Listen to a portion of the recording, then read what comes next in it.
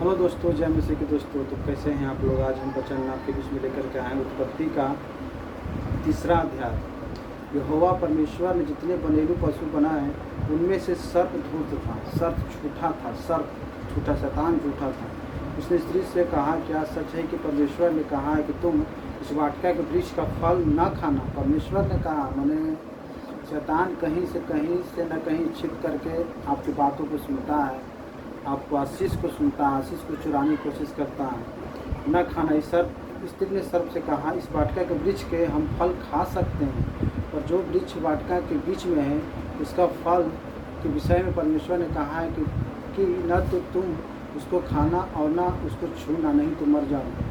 क्योंकि स्त्री भी सारी बात को बता रहा है कि परमेश्वर ने कहा है कि नहीं छूना है, नहीं खाना है। आज के लोग ये भी है, इस घर के सारे बात दूसरे को बता देते हैं कि हमने क्या खाए हैं, क्या पिए हैं, कैसे जा रहे हैं, कितना हमको कमाई है, कितना हमको अथी है।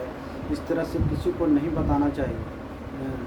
सब निश्चय का तुम निश्चय, सर्प फिर कह रहा है कि तुम निश्चय न मरोगे, वरन परमेश्वर आप जानता है कि जिस दिन तुम उसका फल खाओगे उसी दिन तुम्हारी आँखें खुल जाएगी और तुम भले बुरे का ज्ञान पाकर परमेश्वर के तुल्य हो जाओगे। भले और बुरे का ज्ञान पाकर के परमेश्वर के तुल्य कोई आज तक हुआ ही नहीं।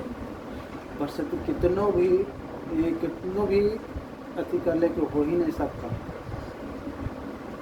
वरन परमेश्वर आप जानता है जिस दिन तुम उसका फल खाओगे उसी दिन तुम्हारी आँखें खुल जाएगी और तुम भले बुरे ज्ञान पाकर परमेश्वर के तुल्य हो जाएगा। अंततः जब स्त्री ने देखा कि उस वृक्ष का फल खाने के लिए अच्छा है और देखने का मन भाव है, बुद्धि देने के लिए चाहने योग्य भी है, मैंने स्त्री को लालच में गिरा दिया कि मन भाव भी है, बुद्धि देने वाला, चाहने योग्य भी है। वो फल बुद्धि देगा भी, वो फल को चाहने योग्य है। तब उसने उनमें से तोड़कर खाया और पति को भी दे दिया। बताइए, पति को अपने भी जहर खाया, पति को भी दे दिया। पति को उस टाइम पति की आंखें नहीं खुली थी, पति अंधा था, उसको दे दिया। आज भी लोग यही करते हैं कि आज अपने ही पाप करते हैं, दूसरों के पाप में गिरा देते हैं। नहीं, ये गलत है, ये सही है न खाना। और देख, मन भाव बुद्धि देने के लिए नहीं होगा। तब उसने तोड़कर खाया, अपने पति को भी दिया और उसने भी खाया। तब उन्होंने दोनों की आंखें खुल गई और उनको मालूम हुआ कि वो नंगे हैं।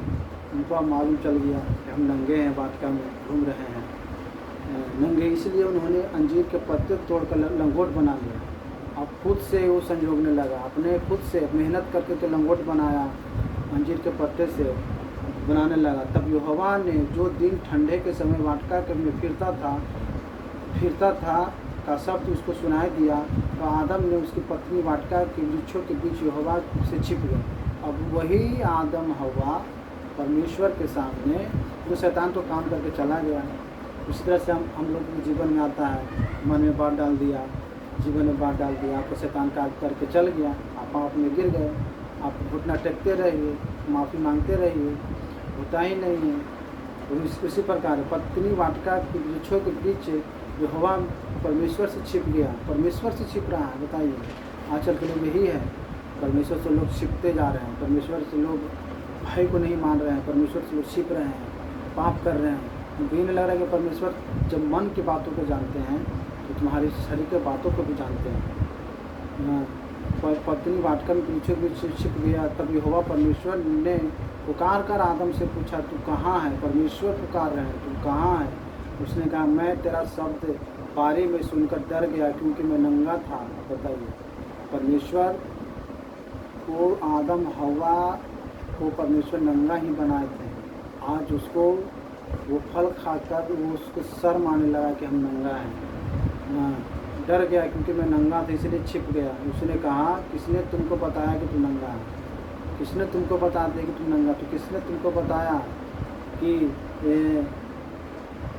किसने तुमको बताया? जैसे घर का भेद बता देता है कि हाँ हमारे घर में नहीं है, तो पति को तुमको किसने बताया कि हमारे घर में नहीं है, हमारे घर में नहीं है? उसी प्रकार से नंगाई। जिस वृक्ष का फल खाओ तो मैं तुमको मना किया था, क्या तूने उसको फल खाया? आदम ने कहा, जिस स्त्री को तूने मेरे संग रहने को दिया है उसी ने मुझे दिया और मैंने खाया। तब यहोवा परमेश्वर ने स्त्री से कहा, तुमने यह क्या किया? स्त्री ने कहा, सर्प ने मुझे बहका दिया, तब मैंने खाया। सर्प ने बहकाने के कारण आज भी आदम हव्वा पाप में है, आज भी लोग विचार में हैं, आज भी लोगों को कठिनाइयों को सामना करना पड़ रहा है, आज भी लोग फंस जा रहे हैं, आज भी लोग ठगाए जा रहे हैं, आज भी लोगों को पकड़ाए जा रहे हैं। आज तक यही वचन था भाइयों। मैं इस वचन को आप लोग भी पढ़ें घर में, और तब तक के लिए मैं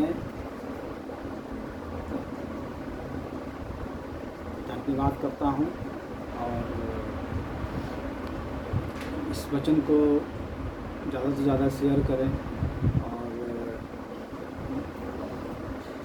वचन को समझें, आप लोग पढ़ें और याद करें, ताकि आने वाले समय में ऐसा न हो कि वचन आपसे छीन जाए और आपको वचन याद न रहे, तो दिक्कत हो सकती है। तब तक के लिए बाय। हालेलुया।